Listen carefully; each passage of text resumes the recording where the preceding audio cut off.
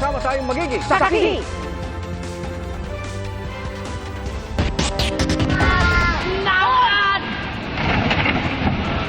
Sa lakas ng mga alon, gumuho at nawasak ang Fisherman's Wharf at Cottage sa Apari, Cagayan.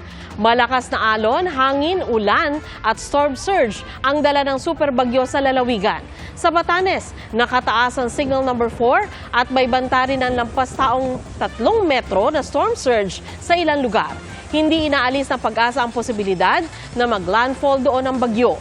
At posible rin daw magtaas ng signal number 5. Walang patid ang pagsaksi ng GMA Integrated News. Ngayong nananalasa ang super bagyong Leon at maraming naghahandang bumiyahe para sa undas. Wala ng kuryente sa ilang bahagi ng Batanes sa gitna ng pananalasa ng super bagyong Leon. Sa Cagayan, may mga inilikas dahil sa storm surge o daluyong. Mula sa Santa Ana, Cagayan, saksi live si Jonathan Andal. Jonathan? Sandra, signal number 3 kami ngayon dito sa may Santa Ana, Cagayan at sobrang lakas na po ng hangin sa mga oras dito, lalo na kanina. Yung ulan hindi po ganon kalakas. Humambalang na po sa kalsada yung mga putol na sanga. May mga napatid na rin po na kable ng kuryente. Wala pong kuryente ngayon sa Santa Ana. Yung ilang resort po rito sa Santa Ana ay pinasok na ng storm surge. Hinahampas ng malalakas na alon at hangin ang lighthouse na ito sa Batanes. Sa isla ng Sabtang, ramdam na rin ang malakas na hangin at ulan. Malakas na rin ang alon sa Basco. Pabugso-bugso naman ang hangin at ulan. Itinali na ng ilang residente ang kanilang bahay at sasakyang motorsiklo at sidecar. Binuksan sa mga evacuee ang Basco Cathedral Pastoral Center bago pa ang inaasahang pananalasa ng bagyo. Signal number 4 na sa Batanes dahil sa Super Typhoon Leon. Ayon sa gobernador ng Batanes, tuloy-tuloy ang buhos ng ulan pero hangin ang kalaban nila ngayon. Ngayon lang daw umabot sa 100 pamilyang nagpunta sa kanilang evacuation center. Paubos na rin daw ang family food packs nila dahil kakadaan lang ng bagyong Christine. Nananawagan silang agad mapadalhan ng C-130 na may kargang pagkain. Ang kuryente ngayon wala na po kami. Kaninang umaga pa wala yung Mahataw, Iba na Uyugan, Sabtang, yung 5 municipalities wala ng kuryente. Dito sa Basco, ngayon lang hapon siya nawala. Sa Gonzaga, Cagayan, dali-daling ni-rescue ang mga residente sa tabing dagat matapos pasukin ng storm surge o tubig dagat ang kanilang mga bahay. Ma'am, ba't ngayon lang po kayo lumikas? Kasi umapaw na yung tubig dagat, sir. Ngayon lang po ba nangyari yan? Umabot dito yung dagat sa bahay ninyo? Opo, sir. Actually, isang pamilya lang dapat yung target i-rescue ng mga rescuer dito.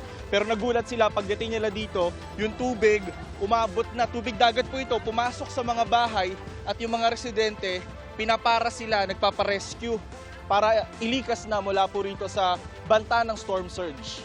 Malaki ang tsansa pong tataas pa, sir. Kasi ang projection po is from 2 to 4 meters ang taas. Well, dapat noon pa po na-evacuate sila, no? Kasi mahirap na pong mag-evacuate ng gabi. Nagpagamit muli ng mga tent sa gym na ito ng Gonzaga dahil sa dami ng mga lumilikas. Katakot-takot na naglalaki ang alon ng naranasan sa dagat na sakop ng Apari, Cagayan. Nilamon ng dagat ang Fisherman's Wharf at Cottage na ito sa barangay Padaya.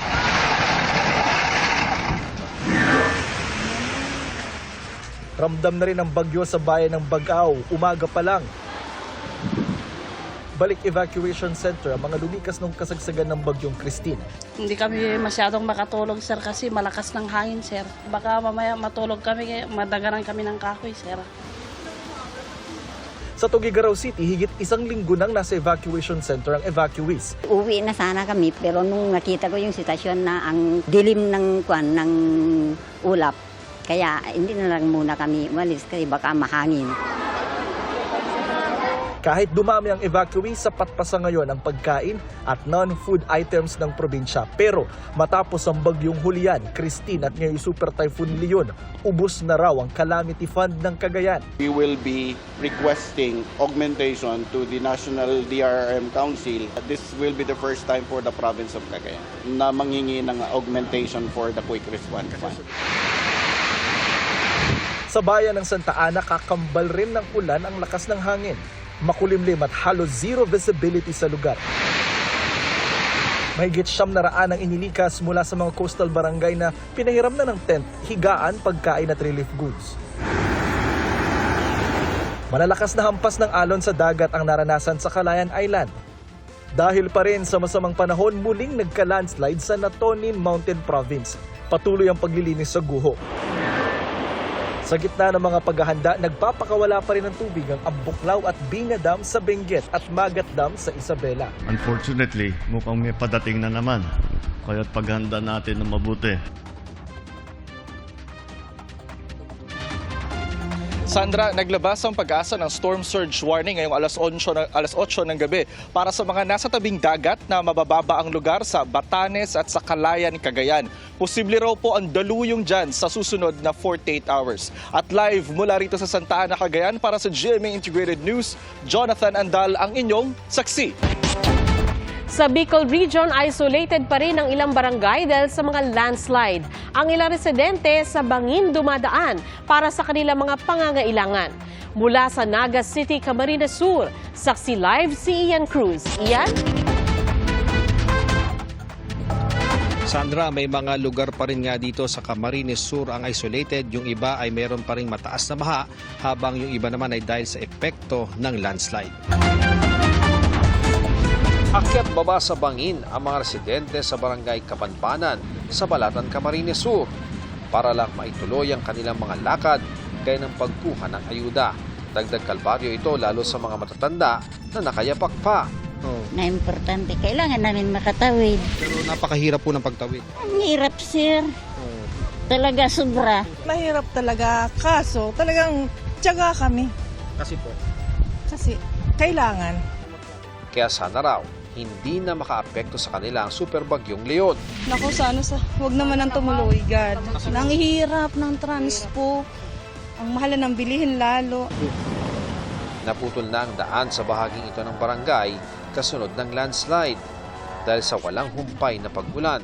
Sa gilid ng nawasak na daan, dating nakatirik ang bahay ni na Aling Princess. Bakit sa manugang ko, lumikas ako tayo dito at baka mga bata nga po, kahit wala po kami nadalang mga isang gamit man lang. Inilikas po namin mag-asawa yung mga bata. Hiningi po sana ako ng tulong kung paano kami makapagsimula. Salat na sa pangailangan ang mga residente.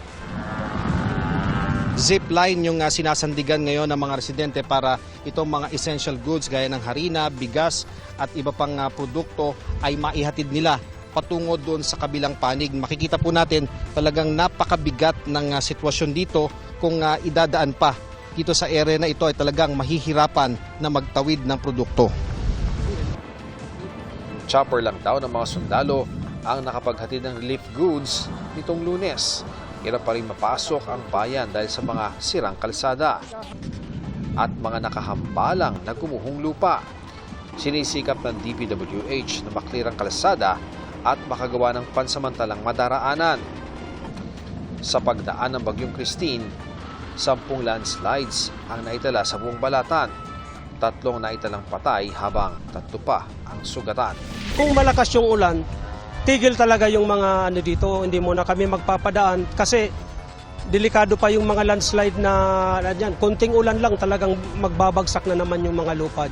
Sa Libon Albay, kita mula sa himpapawid ang lawak ng gumuhong lupa noong kasagsagan ng Bagyong Christine. Halos 30 bahay sa barangay Burabod ang nabagsakan ng malalaking tipak ng bato mula sa bundok. Isang residente ang hinahanap pa rin at pinaniniwalaang patay sa landslide. Isa naman sa mga nakaligtas si Vilma Rosal. Lumabas lang siya ng bahay para tingnan ang mga pananim noong bagyo. Pero pagbalik niya, wala na sa dating pwesto ang bahay at 2 sasakyan na naiusod ng natabunan ng pagguho. Sabi ko yung asawa ko nandun, sabi ko. Tapos salamat po sa Diyos, salamat po sa tao. At nailabas po nila yung upo. Ano po, pagkalabas nila, seconds lang daw po. Ayun, andyan na. Inilipat sa relocation site ang mga nawalan ng tirahan. Sa ilang kalsada papunta sa mga coastal barangay, nakahambalang pa rin ang mga gumuhong lupa. Ang ilang kalsada, uka na ang lupa sa ilalim. Ang mga lumuluwas papuntang Manila o nagbibitbit ng supply pabalik ng Barangay Pantaw, napipilitang maghabal-habal. Pero kapag di na kaya ng motor, napipilitan na silang maglakad sa putikan. Humupa na naman ang baha sa palengke ng barangay. Ang iniwan nitong putik, sinimulan ng linisin ng mga residente. Sa Bonbon Elementary School naman, nalinis na ang maraming silid pero puno pa rin ng putik ang mga daanan at sira ang mga computer at mga aklat. Dagsa naman ang mga residente na humihingi ng ayuda sa distribution na ginawa kanina ng Philippine Red Cross. Bagamat nakauwi na ang ilang evacuee, nangailangan pa rin sila ng pagkain at higit sa lahat, malinis na inuming tubig. Tubig na inumin, yung nirarasyon galing sa libon, walang mainom na tubig kasi lahat ng puso lubog. Pangit ang lasa, hindi pwede. Sa huling tala ng Kapitolyo, halos 200,000 pamilya pa ang mga nasa evacuation center. Dito sa bayan ng Libon, 3 barangay pa isolated dahil sa mga naputol na kalsada. Sandra, marami pa rin barangay doon sa low-lying areas nitong Kamsur ang lubog pa rin sa baha. Kaya naman marami nga ang umaasa na hindi na magdudulot ng maraming ulan ng super bagyong Leon para nga agad silang makabangon sa epekto ng nagdaang bagyong Christine. Live mula rito sa Naga City para sa GMA Integrated News, ako si Ian Cruz, ang inyong saksi. Kasunod po ng mga kontrobersyal na pahayag sa Senado ni dating Pangulong Rodrigo Duterte, pwede nga ba siyang maharap sa kaso? Tinanong namin tungkol dyan ang ilang legal expert. Dumepensa naman ang kanyang dating Chief Presidential Legal Counsel. Saksi si Joseph Moro. I can make the confession now if you want. Una, talagang niyayari ko. Meron akong death squad. Kung ang mga pahayag lamang ni dating Pangulong Rodrigo Duterte ang pagbabasehan, hindi sapat ang ebidensya para kasuhan siya. Ayon kay Atty. Michael Chu ng UP College of Law at head ng International Criminal Law Program. Pwede siyang murder if you can find actually a victim, a body, and malilink mo yung body na yun sa death squad na yun. And you can link the death squad to the former president and you can prove that he in fact had constituted the death squad, then yes. Pero ang dami-dami mong kailangang ipakita. Pero sabi ni dating Integrated Bar of the Philippines President Domingo Cayosa, ang PNP mismo ang susi dito. Kasi kung sasabihin nung lieutenant, utos ho nung kapitan, sabi nung kapitan, yung utos na yan galing kay general. Yung general sabi, galing yan kay presidente, di umabot. But you have to connect it to particular killings. Hindi na ganun kahirap kasi sa totoo lang, alam naman ng PNP kung sino yung mga pumatay di ba? Alam naman ng PNP sa totoo lang sa kanilang record kung legitimate na nanlaban o kaya talagang rub out lang. Kaya kung gusto nila. Lumalabas din ang mga sinasabi ng dating Pangulo lampas na sa 20 taong prescriptive period ng kasong murder o yung taning para maisampas sa korte ang kaso mula nang isagawa ang krimen. At sino yung 7 yon na miyembro ng death squad nyo? Crime. Mukhang patay naman sila lahat, ma'am. It's okay, sir. Ano pong mga pangalan nila? You know, when I was mayor, about 43. I am now 73.